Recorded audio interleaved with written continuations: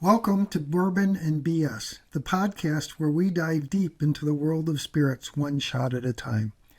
I'm Mike Fody, founder and director of the Bourbon and Spirits Training Company, where our goal is to help you master spirits to guide choices.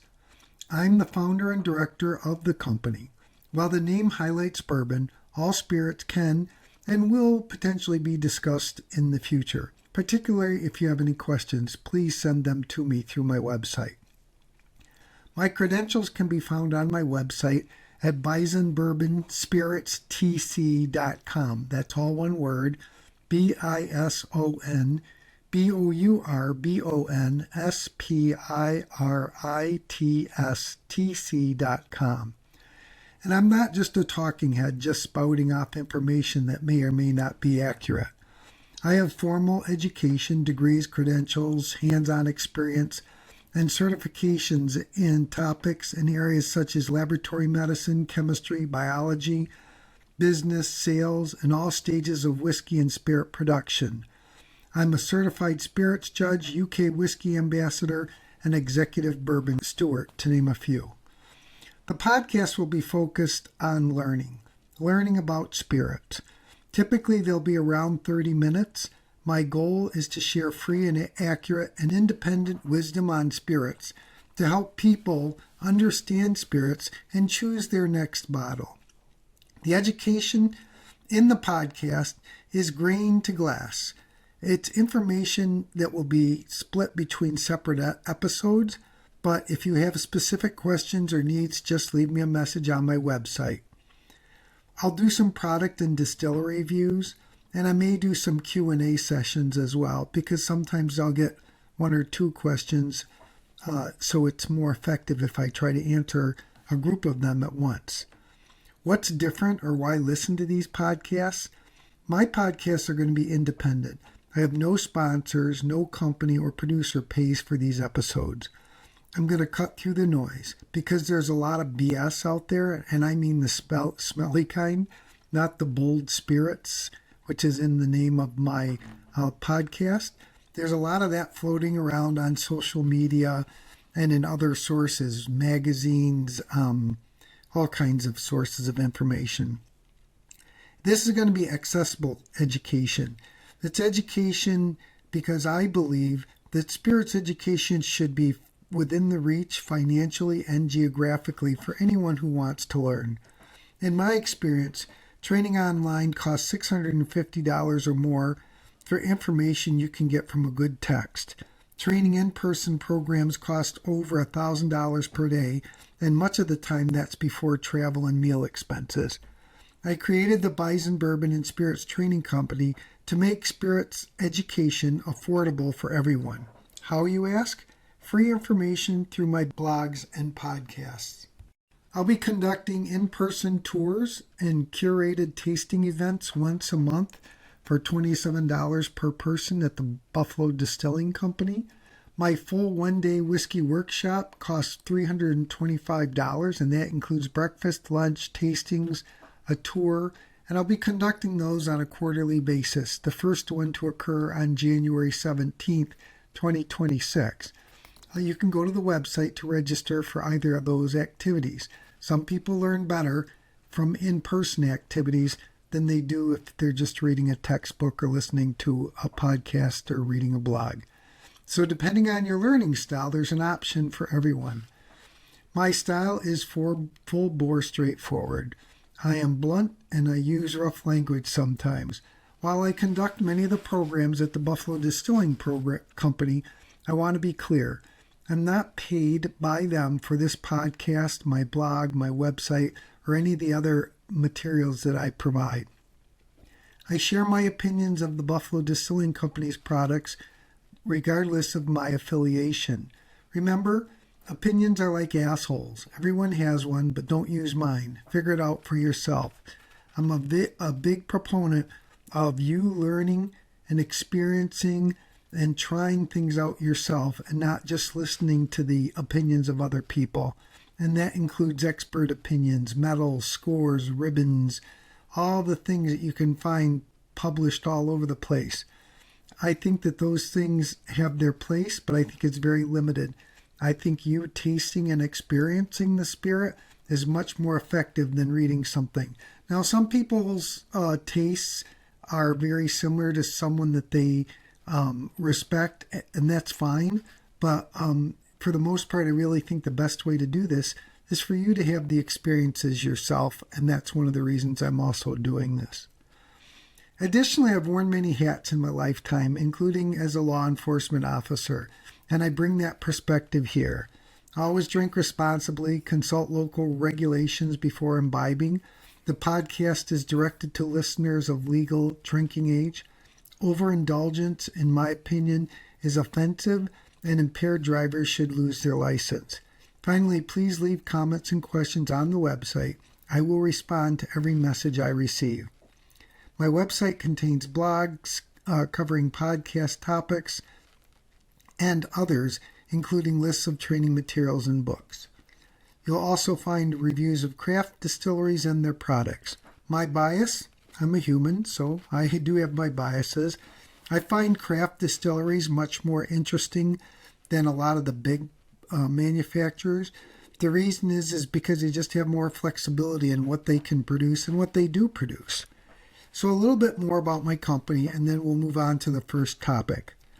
The programs are directed at all sorts of folks: novices, enthusiasts, partygoers, hospitality professionals, corporate teams, distillery teams. I'm based in the Buffalo, Niagara Falls area, and so my workshops, they blend science, history, tours, storytelling, and tastings in an immersive, fun environment at 1/3 to or less of the cost for most in-person programs in the US and UK. How do I know that? I've attended 4 programs in the UK. That's how I became a UK whiskey ambassador. And I've also attended 9 training programs in person in the United States. And I've got more planned in the future. So to learn more about my partnership with the Historic Buffalo Distilling Company, visit the website. There's a complete description of what my relationship is with the Buffalo Distilling Company, about what the Buffalo Distilling Company is, talk about an organization that has a history that dates back to the 1880s, as well as the facility that they're in dates back to the same time period as it was the old Dutchman's Carriage Factory before they took it over and rejuvenated it into the current Buffalo Distilling Company.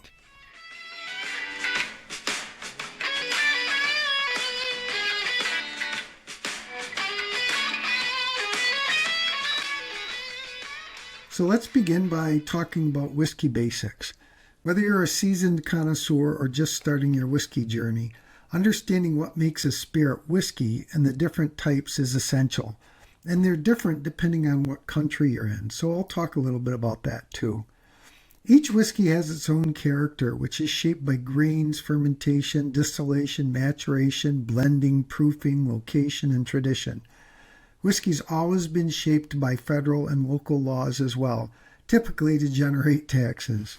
What is whiskey? Whiskey's definition is an alcoholic drink made from fermented grains, typically barley, corn, rye, wheat, but sometimes others. It's distilled in pot or column stills or hybrid stills to separate the water and concentrate the alcohol. And then it's typically matured in new or used oak containers. And I use the term matured, and sometimes I use the term aged, but I prefer mature because aged just indicates that it was in a cask for a certain period of time, but it doesn't indicate that the fact that it changes, just like humans change. Everybody matures, and that's different than just adding years to your age. Check out my blogs if you want to learn more about pot and column distilling before I cover those topics in future podcasts as well. Why does whiskey have 2 spellings? Well, no one's really for sure, but here's a handy rule of thumb. Countries without an E in their name, Scotland, Japan, often use the word whiskey without an E. Countries with an E, Ireland, the United States, tend to use whiskey spelled with an E. It's not perfect, but it works well enough for our purposes. Now, whiskey has three main ingredients, and this includes bourbon: water, grains, and yeast. And typically, the grains that are selected historically have either been because there was great access to it, like in the early part of the United States, rye pretty much grew everywhere. So it was easy to get and it was cheap. But it's typically cost that drives what grains and what percentage of grains are in the mash bill for various different types of bourbons and whiskey. What do grains provide? Grains ultimately provide sugar. The grains actually have yeast, embryos in them, and they have a lot of carbohydrates, but they're complex and they have to be broken down, and we'll talk about those processes. So yeast with water and enzymes converts that sugar into alcohol, flavor, and aroma compounds, which I'll refer to as congeners. During fermentation, also carbon dioxide is produced and heat as well. And the temperature of the fermentation tanks have to be controlled, because if it's not warm enough, the yeast are inactive, and if it's too hot, it kills the yeast. During the tours, we often have a fermenting batch in progress, so participants can smell, feel, and even taste the mash. It is an awesome aroma.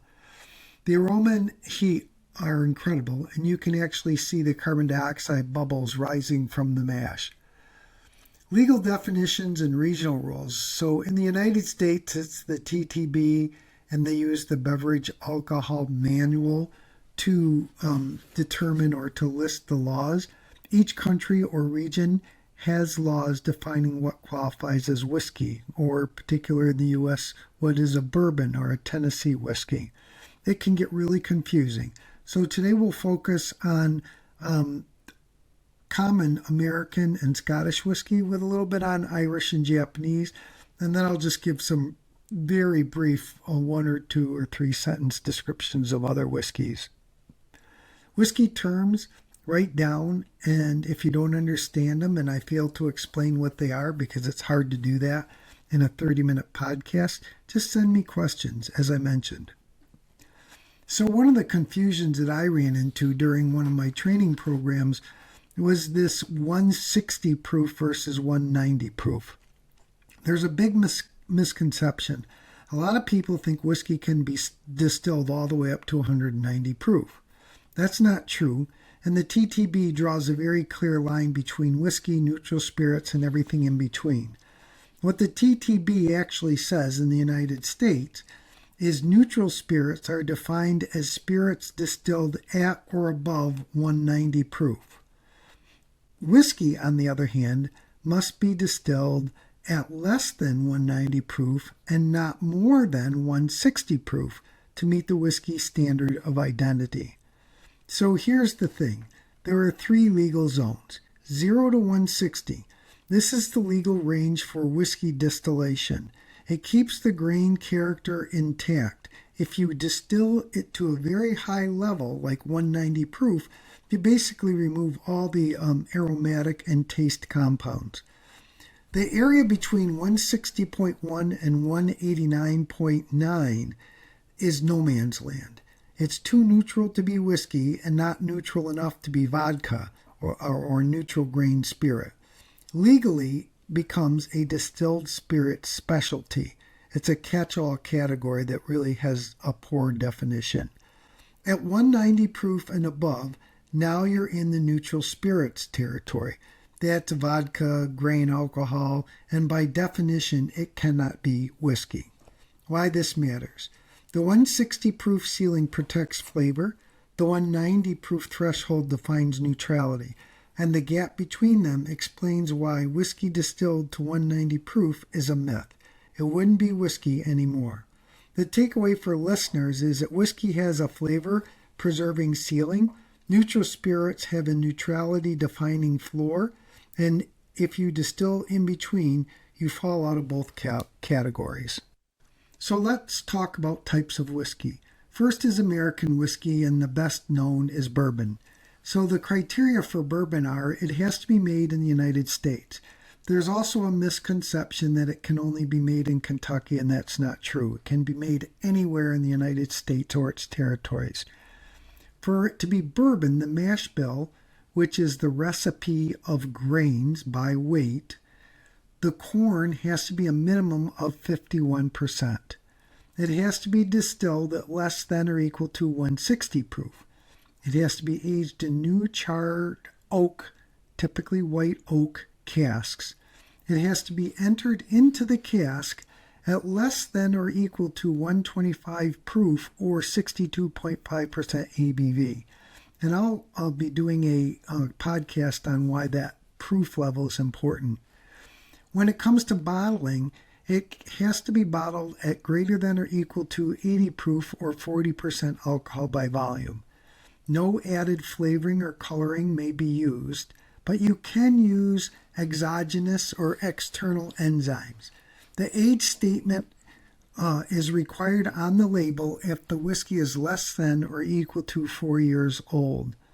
It must list the state of distillation if it's bottled elsewhere than where it was distilled.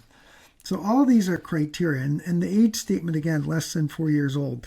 Now, typically in Europe and in the U.S. as well, what they say is that if it's a blend of, say, straight whiskeys or a blend of scotches, the age statement on the bottle has to reflect the youngest age of any whiskey that was incorporated into the blend. So what's straight whiskey? Straight whiskey is aged for greater than or equal to 2 years. The age statement is required unless it's less than 4 years old. All components must be straight from the same state. Otherwise, labeled has to be stated blended straight bourbon whiskeys. And then there's Kentucky whiskey. Now this can be very confusing because people think bourbon only comes from Kentucky, and that's false. There is no legal category called Kentucky whiskey in U.S. federal regulations. Instead, it simply says any American whiskey that is distilled in Kentucky. It can be bourbon, rye, wheat, malt, or blended whiskey, as long as it meets the federal definition of that type of whiskey and is produced in Kentucky. There is no minimum aging requirement unless the whiskey type itself requires it. So, for example, if it was straight bourbon Kentucky whiskey, then it would have to be aged for 2 years or more. If it's a Kentucky rye whiskey, then it's got to be 51% rye in the mash bill, etc. So the takeaway for Kentucky whiskey is it's a geographic statement. It's not a quality or aging statement. It really doesn't tell you anything about it. But if it says Kentucky straight whiskey, this is a legally defined category. It combines two regulated terms. Straight whiskey, which I've already defined. According to U.S. law, straight whiskey must be aged at least 2 years in new charred oak barrels. Contains no additives, no coloring, flavoring, or neutral spirits. Be distilled to less than or equal to 80%, be distilled to less than or equal to 62.5% ABV and barreled at greater than or equal to 40%, bottled greater than or equal to 40% ABV. It has to carry an age statement if it's under 4 years old. So that's what straight whiskey is. Again, it has to be barreled at less than or equal to 62.5 and bottled at greater than or equal to 40% ABV. The Kentucky requirement, again, is just a geographic indicator. And the way Kentucky stipulates it, it has to be distilled in Kentucky and aged in Kentucky. Examples: Woodford Reserve Kentucky Straight Bourbon Whiskey. Now that's a mouthful. So it's produced at Woodford Reserve. It's a Kentucky straight bourbon whiskey, so it has to meet all those requirements for a straight bourbon whiskey. The takeaway on aging statements again is Kentucky whiskey could be 3 months old, 1 year old, or 10 years old. There's no minimum legal requirement for aging any whiskey in the United States, unless you stipulate that it's straight bourbon whiskey or that it's bottled in bond bourbon whiskey, then there are specific aging requirements and statements. Kentucky Straight Whiskey must be aged for greater than or equal to 2 years in new charred oak barrels, and it must state the age if it's less than 4 years old. What about the takeaway on additives? Kentucky whiskey, if it's blended whiskey, it may legally contain coloring. Now, this is a movement out of what a bourbon would be. It can have flavors added, and it can have neutral grain spirits. If it's Kentucky Straight Whiskey, 0 additives are allowed, only water for proofing. The takeaway on consumer perception? Kentucky whiskey is a broad neutral term, and it's not a premium product indicator. Kentucky Straight Whiskey dictates a stronger quality cue. Signals traditional production and honest aging. So it gives you more about the product. So here's some examples. Kentucky Blended Whiskey, very generic. Kentucky Bourbon aged less than 2 years. Kentucky Corn Whiskey, Kentucky Rye Whiskey. None of those things say straight. But the minute you start adding terms like straight or bottled in bond, that changes the whole ballgame. Let's move on to rye whiskey. The only difference between a bourbon and a rye whiskey, the major difference, is mash bill. Instead of being 51% or more corn, it's 51% or more rye. It has a spicier flavor profile, and it may contain flavorings and colorings unless labeled straight. So that's a movement away from what bourbon is. Straight rye whiskey, again, you go back to this age requirement, greater than or equal to 2 years, no flavoring or coloring. All whiskey must be distilled in the same state. Then there's Tennessee whiskey, bourbon filtered through maple charcoal bed. It's not federally recognized as a distinct whiskey. An example would be George Dickel bottled in bond. I find that this maple filtration smooths out the product. In particular, basically Tennessee whiskey is a bourbon that's been filtered through this maple charcoal bed. The next term I want to mention is bottled in bond. Even though I've mentioned it, I'm going to define it now. And it's a whiskey that has been aged for greater than or equal to 4 years. It's distilled in the same calendar year, and there are 2 calendar years in the United States, January to June 30th, and then July 1st to December 31st.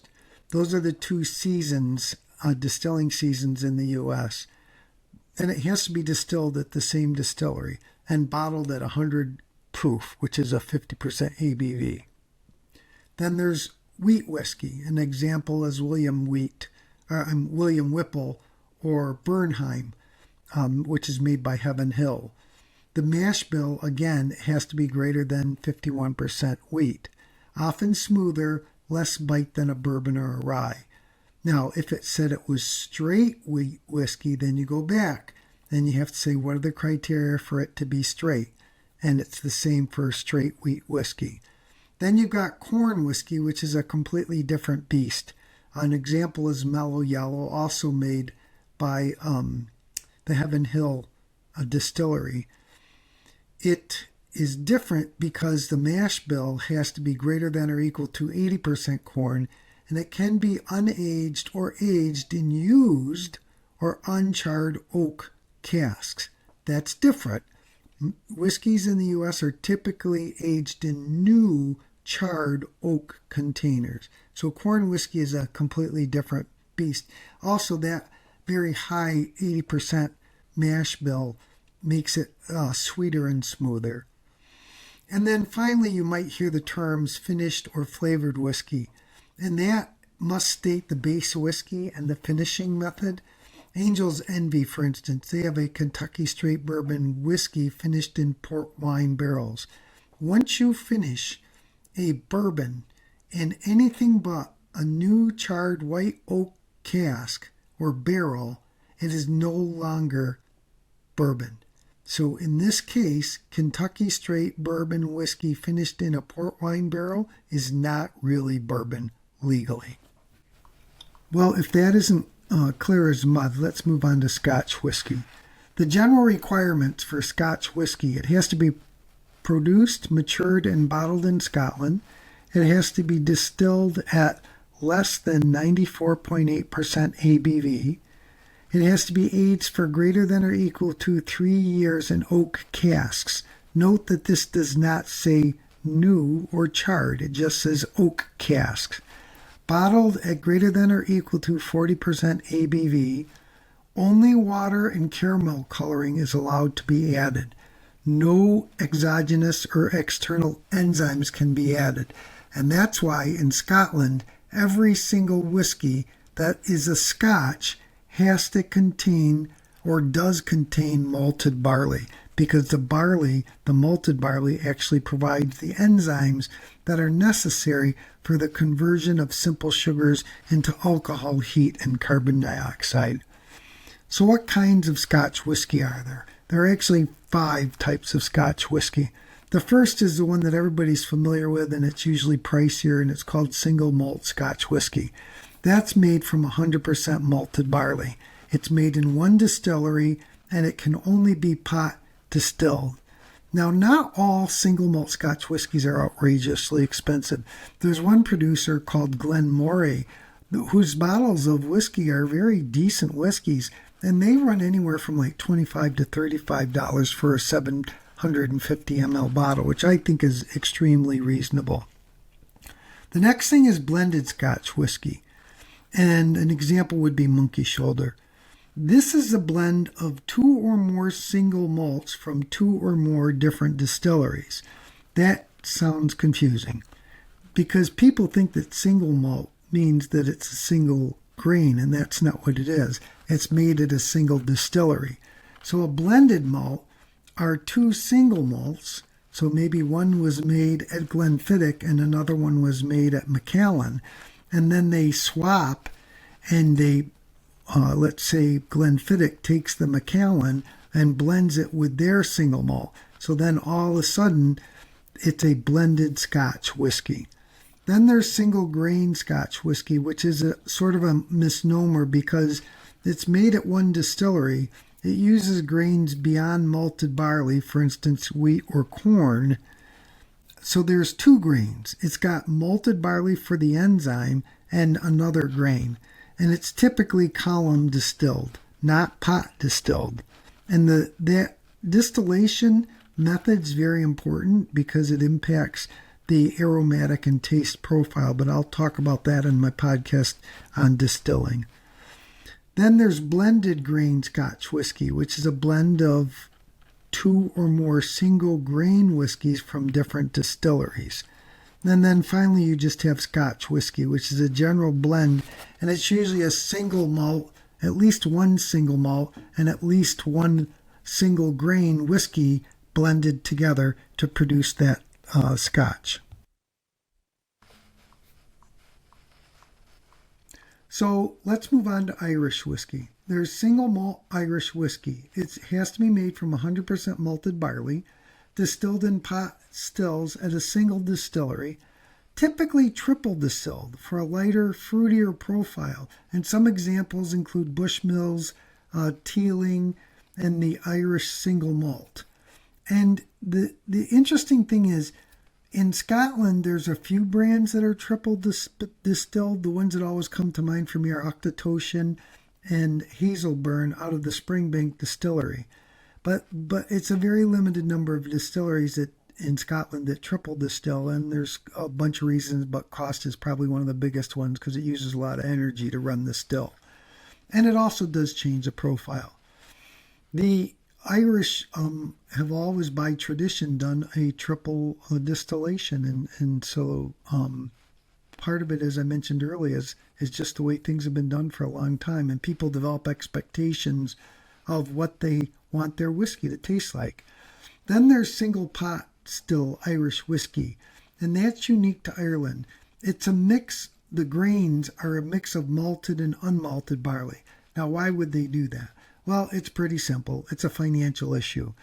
In the early development of Irish whiskey, the government decided it was going to tax malted barley. And so the people from Ireland said, well, then let them tax it. We'll start using more unmalted barley, which is not taxed. And so that's what they started doing. It does have to be distilled in pot stills at one distillery. And as a result, there's a creamier texture, a little spicy, maybe some orchard fruit in there. And examples include Redbreast 12, Green Spot, Powers, John's Lane. Next is single grain Irish whiskey. It's made from grains other than barley. It does have to have some barley in it because, again, they don't allow you to add exogenous yeast. So it's usually barley, corn, and wheat. And typically in the UK, a lot of it's corn and wheat because it's just cheaper. It's usually column distilled, light and approachable, often used in blends, but increasingly bottled solo. And some examples are Teeling single grain, Kilbeggan single grain. And then finally you have blended Irish whiskey. It's a combination of malt, pot still, and or grain whiskey. It's smooth, it's more versatile, it's less expensive, and it's the most common style globally. They're great entry points for new drinkers, Jameson, Tullamore Dew, and Bushmills Original. I like Bushmills Old Rare 16-year-old single malt. That is probably my favorite Irish whiskey. So let's move on to Japanese whiskey, and this is sort of a complicated discussion. Historically, Japanese whiskey was extremely closed loop. They didn't invite people from outside of Japan to add any ideas to their whiskey. But the original source of their whiskey knowledge came from Scotland. So for decades, Japanese producers operated in silos, including the two big ones, Suntory and Nikka, because they refused to trade whiskey stocks with each other and with other countries. And it was a cultural and a strategic choice. Japanese whiskey valued self-sufficiency, their house styles, and their craft identity. Unlike Scotland, where distilleries routinely trade casks for blending, including to today as well, the Japanese kept everything in-house. The legal requirements in Japan are very loose. Some of them are, it has to be mashed, fermented, distilled, matured, and bottled in Japan. Makes sense. It has to be aged for at least 3 years and bottled at 40% ABV or higher. What makes it unique?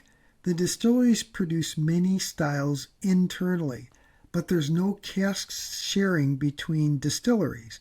There's longer fermentations so that they do develop more fruity and floral esters, and the use of Mizunara oak, which is a Japanese variety of oak. The types of Japanese whiskey are single malt Japanese whiskey, and that's made from 100% malted barley, distilled at a single distillery, often following the Scottish example. It's known for precision, balance, and subtle complexity, and some examples are Yamazaki 12 and Hakushu Distillers Reserve. And then there's blended Japanese whiskey. It's a blend of malt and grain whiskeys. They focus on what they say is the harmony and the delicacy and the drinkability of the whiskey. It's often the backbone of the Japanese whiskey cultures. Examples include Hibiki, which I've had before, Suntory Toki, and Nikka from the barrel. Grain Japanese whiskey is made primarily from corn or wheat. It's column distilled, light, clean, and elegant. Often used in blends, but increasingly bottled on its own, and some examples are Nikka coffee grain and Chita single grain. And then there's sort of a newer category. It's a modern category. It's called world blends or Japanese blends. Blends that may include imported whiskey from Scotland and Canada. So this is really a more recent development. It was created due to Japan's flexible regulations and their increased demand. Quality varies widely, but many are excellent everyday sippers, and some examples include Mars Iwa Tradition, Shinobu Blended, and one of the most fascinating evolutions in modern whiskey is this world blends from Japan. The world blend category exists because Japanese whiskey used to be almost obsessively isolated. Why world blends are a newer category is the reason why I just explained, which is the demand for whiskey. It's just exploded in that Japanese market, and so it created massive shortages. So many distilleries had cut production in the 80s and 90s during the whiskey slump, so aged stock was limited, and that kept products on the shelves. Some producers quietly began using imported whiskey like Scotland, Canada, and Ireland to stretch their blends. They also have very loose regulations, and that allows for importation, and people started doing all of these things. And until 2021, Japan had no legal definition of Japanese whiskey. This meant a producer could import Scotch, blend it with a small amount of domestic spirit, bottle it in Japan, and legally call it Japanese whiskey. And basically, consumers had no idea this was happening, so many brands took advantage of it because it was financially to their advantage. It's an interesting thing that's going on in the craft market these days in the United States because there's a slight downturn in demand. And what some distilleries are doing is they're buying the casks at discounts from distilleries that have gone or are going out of business. So in 2021, the JSLMA standards were started. They're new voluntary standards defining what Japanese whiskey is, but it's voluntary.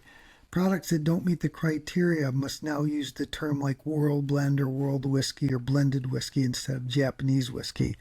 And it's created a little bit more transparent category for blends that include imported components. Modern producers now embrace blending as a creative tool as well. So their whiskey was not real creative, like they weren't using a lot of finishes and things like that. So instead of hiding it, many distilleries in Japan now celebrate world blending. It sort of mirrors Scotland's long tradition of blending across regions, but with a Japanese precision and aesthetic. Some of the blends are genuinely excellent, some are not. So you have to taste them and pick it out for yourself. Examples of modern world blends, I didn't mention the Mars Iwa Tradition, Nika Days, Suntory AO. Let's move on to Canada. Canada is one of the oldest whiskey producing nations outside of Scotland and Ireland. And what makes it unique? It's often called rye whiskey, regardless of what's in the mash bill. And that's because they just were loosey-goosey with their definitions. It's light, smooth, and highly blended. So it's very hard to tell what's in the mash bill if they don't put that on the label. It does require a minimum of 3 years aging in wood, but it doesn't stipulate the type of wood. It's typically column distilled. It's often distilled to a higher ABV, and it's matured in used barrels as well. Canadian whiskey is typically approachable, versatile, and blend-driven. Next are Indian whiskeys, and India is one of the largest whiskey markets in the world and one of the most misunderstood. It has two categories. There's one called IMFL, and that's a molasses-based whiskey that's legal in India. True Indian whiskey is grain-based and internationally recognized. So what makes it unique? There's more of a tropical maturation. They have an angel share that ranges between 10 to 12%, whereas when you look in Scotland, it's 2 to 3%. In the U.S., it might be 3 or 4%, depending on the location of the rick house and the heat and those kind of things. The whiskey matures 2 to 3 times faster because it's in these hot environments, and they do use 6-row Indian barley. The flavor profile resulting from this is more bold, spicy, rich. I've tried Paul John and a couple other Indian whiskeys. They're single malt, so I typically prefer single malt. It does have a heavy oak influence, and Indian whiskey is more intense and flavorful because of the rapid maturation. Taiwanese whiskey. Taiwan is young in whiskey years, but already a world-class product. It has an extremely tropical climate, much similar to Indian whiskey, which causes rapid maturation. The angel share can be up to 15%, which is just outrageous because if you think about losing 15% of your whiskey volume per year and you start out with a 53-gallon cask, it doesn't leave you much if you're maturing it for 4 or 5 years. It has an intense fruitiness and a cask influence. The key distilleries in Taiwan are the Calvalan and the Nantu or Omar. The flavor profile, they indicate mango, pineapple, papaya. I've never experienced those things.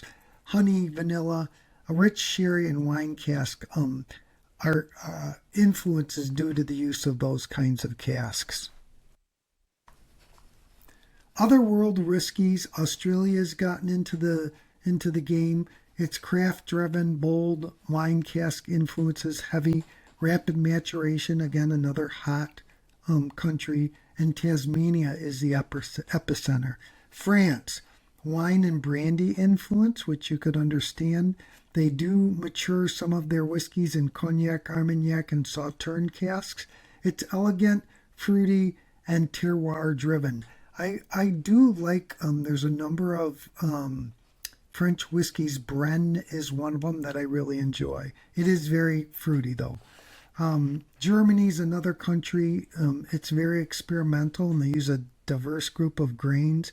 It's fruity, and because of a sort of a brandy heritage, and they also do use a lot of wine and beer cask finishes. Next is Sweden. They like to use local barley and juniper smoke. To me, that's more ginish, but whatever. I've never had a Swedish or a German whiskey.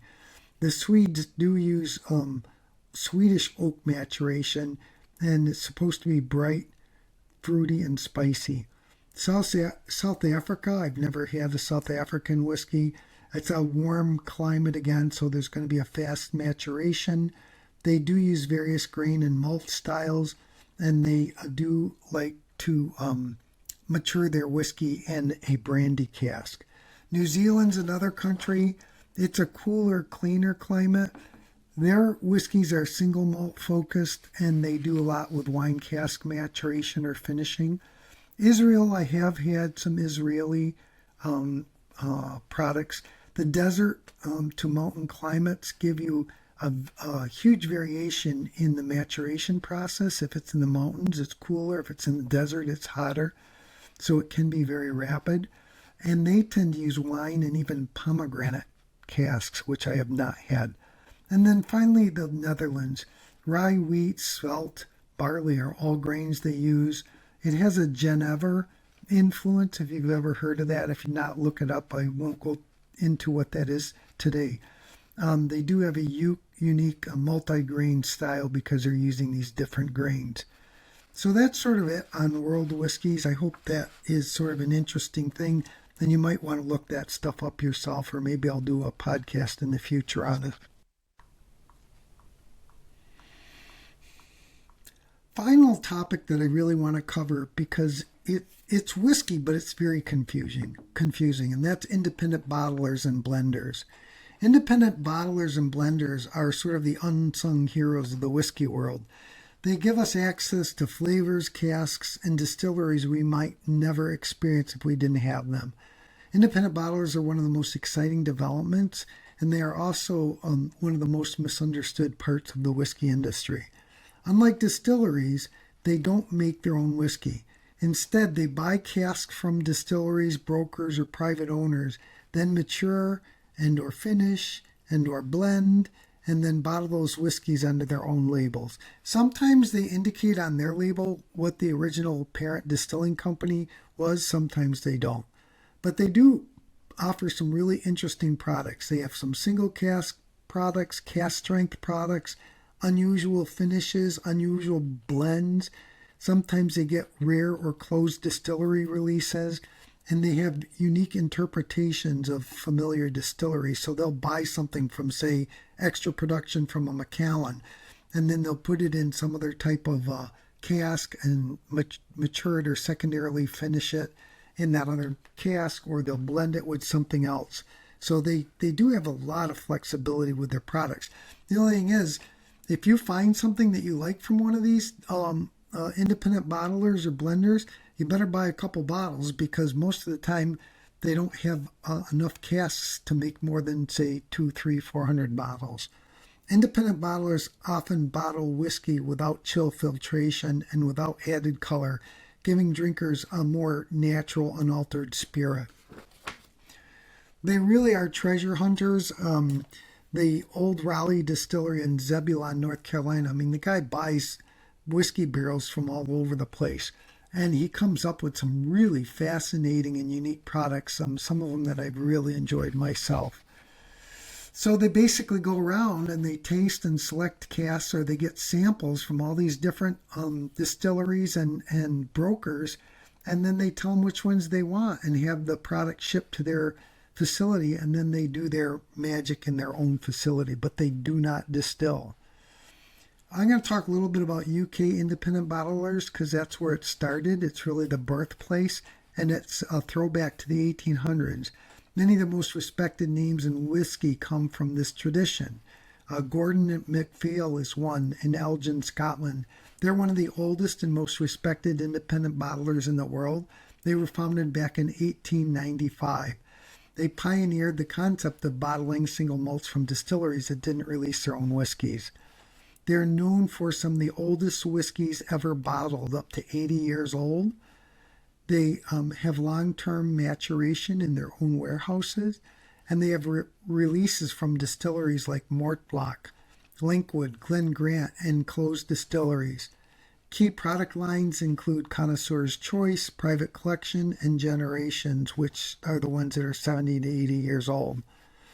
Signatory Vintage, which is in Pitlochry, Scotland.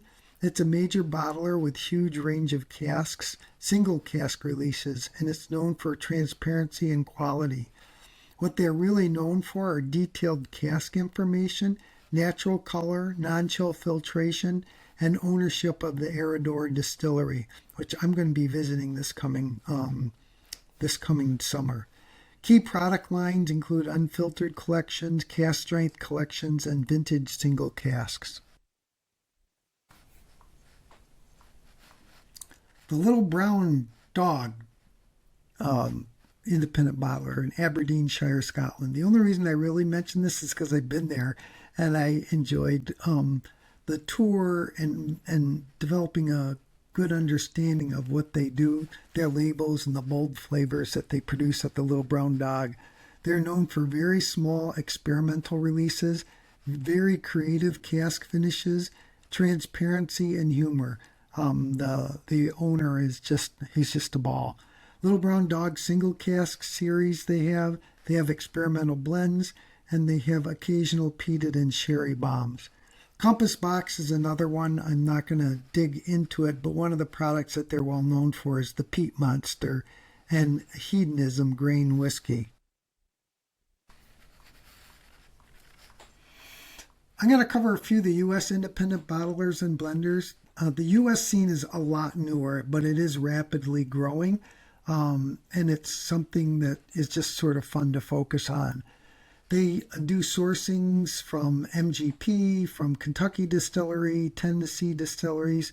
They blend very unique profiles.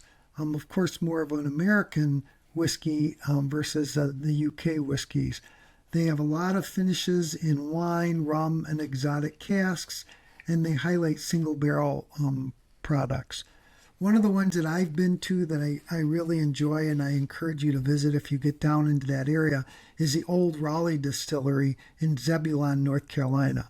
That's sort of funny because they don't distill anything, so I don't know why they call themselves a distillery, and they're not in Raleigh. But whatever, they make some great products. What they're known for are high-quality blends, creative finishing, and transparent sourcing. Old Raleigh Distillery Society Single Barrel Picks is one of theirs.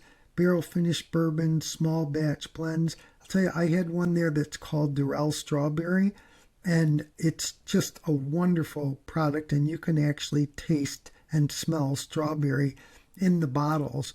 The downside of it is they made it once and they haven't been able to recreate it. A lot of times, even if they have the barrels or the casks that they made it from originally, they might have bought, I don't know, 10 or 15 or 20. They age out because the chemical reactions are continuing to go on as long as you leave it in a cask. And the only way to stop that would be to put it in some type of a inert storage tank. And so they can't recreate that product. So again, if you find something from an independent bottler or blender, you better buy that you like. You better buy 2 or 3 bottles or 4 bottles of it because you'll never probably run into it again. There's another a business in Kentucky called Barrel Craft Spirits. They're one of the most respected American blenders. They're known for sourcing from multiple states. They have very complex blends and cask strengths. It's really fascinating when you get a complex whiskey because when you first smell it, it smells a certain way, but as the aromatic compounds start evaporating and changing, it just develops, and the same thing happens on your palate, and they're just fun because it might start out like Glenglossa makes one called Port Soy. It's very complex to me, and when I first tasted, it's got some peatiness to it, and then evolves into some caramels and citrus, and that complexity is really a fascinating whiskey to experience. But back to Barrel Craft Spirits. They have barrel bourbons, various batches. They have a barrel rye, dovetail, which is rum, port, and Cabernet finishes. Another one they call Seagrass, which is rum, Madeira, and apricot brandy finishes. I've never had these products before. There's a few more. There's one called Lost Lantern in Vermont, Single Cask Nation in New York, which is where I'm from. And they're sort of interesting because they get single casks from the US and UK distilleries.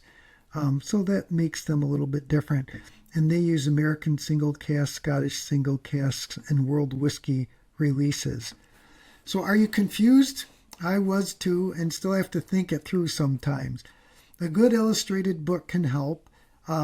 Just to learn the basics, I like Whiskey Distilled by Heather Green. A great book not only to learn about what whiskey is and how it's made, but also what Heather Green does in this book is give you some nice tasting ideas. So great ways to put together flights so that you can experience different whiskeys and flavors and ages and things like that. I think she does a nice job of that in her book. So you can check out the books on my blog. I've got a list of books that I've read. I want to thank you for joining me on this whiskey deep dive. Next time you get a chance to do a tasting activity, try using my sheet, my tasting blog, to develop a consistent process.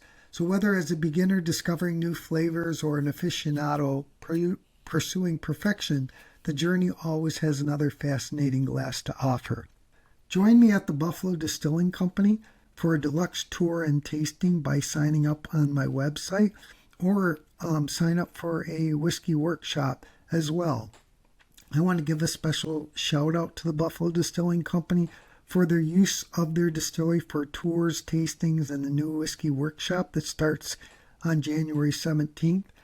Again, please leave questions or comments on my website at bisonbourbonspiritstc.com. This podcast provides general information and entertainment. Always drink responsibly and consult local regulations before imbibing. This podcast is meant for listeners who are of legal drinking age only. I'll be back the next time with another deep dive. Until then, check out the blog, explore my merchandise, and join me for a workshop or tasting at the Buffalo Distilling Company. Until the next podcast, keep sipping, keep exploring, and remember, good whiskey is like a well-crafted story.